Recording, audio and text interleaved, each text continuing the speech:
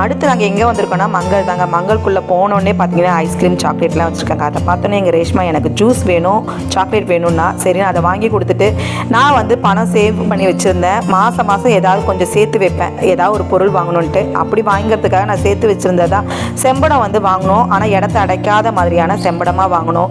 எல்லாமே பாஸ்மதி ரைஸ் எல்லாத்தையும் தனித்தனியாக கொட்டி வைக்கணுன்றதுக்காக நான் வந்து வாங்க போயிருந்தேன்.